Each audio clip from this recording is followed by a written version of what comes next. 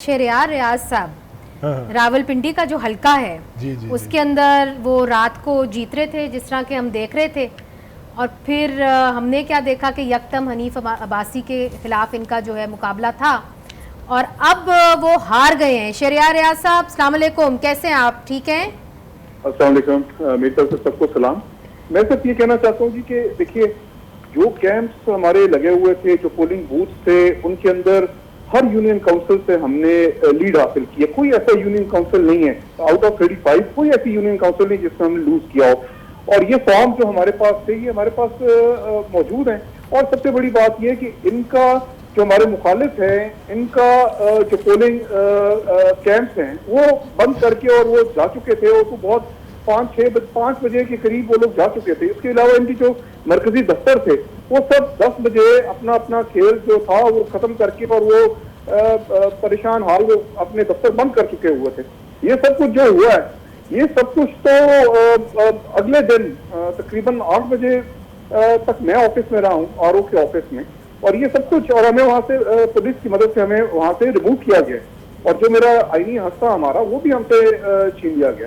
اس کے بعد آپ دیکھیے کہ 12 بجتے ہیں تو پھر یہ رزلٹ جو ہے مجھے نہیں پتا یہ رزلٹ کہاں سے آئے ہیں، کس طرح آئے ہیں۔ نہیں، کچھ تو آپ کو پتا ہوگا نا کہ رات کے اندھیروں میں کیا ہوتا ہے۔ کچھ امیدوار تو ہمیں بتا رہے ہیں، آر او سے بھی ہمیں کچھ انفارمیشن آ رہی ہے، پریزائڈنگ آفیسر سے بھی ہمیں انفارمیشن آ رہی ہے۔ مجھے یقین ہے کہ آپ کے پاس بھی وہ انفارمیشن ہوگی، تو بتائیے پھر ہوا کیا؟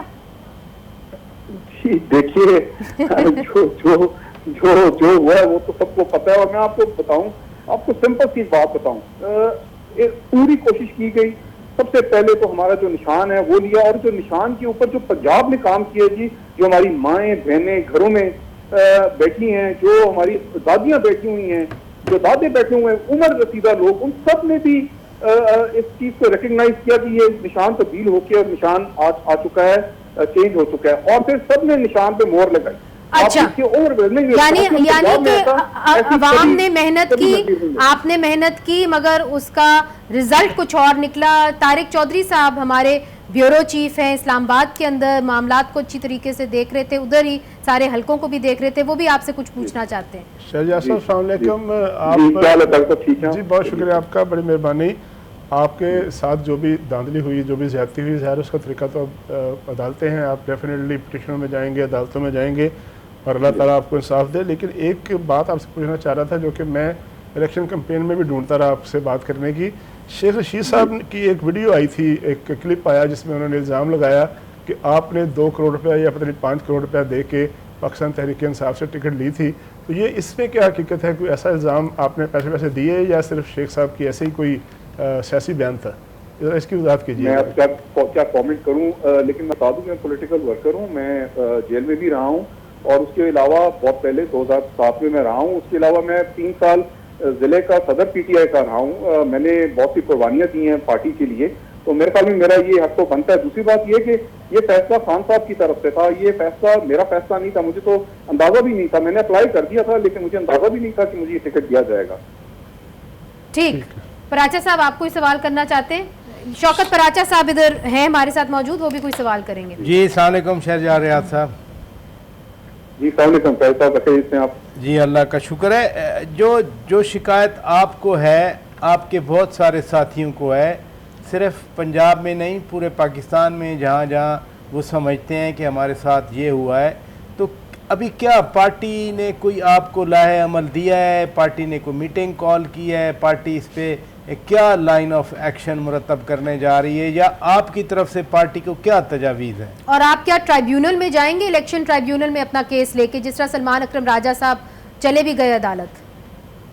جی ان کا کیس تھوڑا سا مختلف ہے، اور ان کا کیس اور ہمارے کیس میں فرق ہے۔ انہوں نے کاؤنٹنگ سے پہلے کاؤنٹنگ رکوانے کی جو ہے وہ کر دی تھی درخواست، اور وہ ان کا پروسیس پہلے شروع ہو چکا تھا، انہوں نے شاید پریمپٹ کر دیا ہوگا۔